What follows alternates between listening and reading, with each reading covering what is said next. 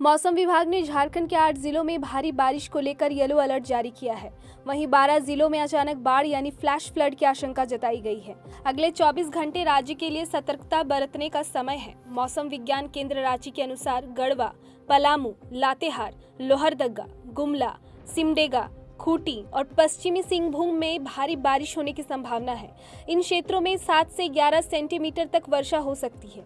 साथ ही 30 से 40 किमी प्रति घंटे की रफ्तार से तेज हवाएं चलने और वज्रपात की भी आशंका जताई गई है। फ्लैश फ्लड गाइडलाइन सेल ने चेतावनी दी है कि मानसूनी बारिश के चलते 12 जिलों गढ़वा, पलामू, लातेहार, लोहरदगा, गुमला, सिमडेगा, खूंटी, रांची, सरायकेला, पश्चिमी सिंहभूम, पूर्वी सिंहभूम और बोकारो में अचानक बाढ़ की स्थिति बन सकती है। राज्य के कई हिस्सों में सोमवार सुबह मौसम साफ रहा, लेकिन राजधानी रांची में पिछले 2 दिनों से सुबह के समय हल्का कोहरा देखा जा रहा है। मौसम विभाग का कहना है कि बारिश की मुख्य गतिविधि दोपहर बाद शुरू हो सकती है। मौसम विभाग ने बताया कि मानसून टर्फ लाइन फिलहाल डाल्टनगंज के ऊपर से गुजर रही है, जिससे पूरे राज्य में इसका असर दिखाई दे रहा है। बीते 24 घंटे में झारखंड के कई इलाकों में हल्की से मध्यम और कुछ जगहों पर भारी वर्षा दर्ज की गई है। रविवार को लातेहार के चंदवा में सबसे अधिक 90.2 मिलीमीटर बारिश रिकॉर्ड की गई।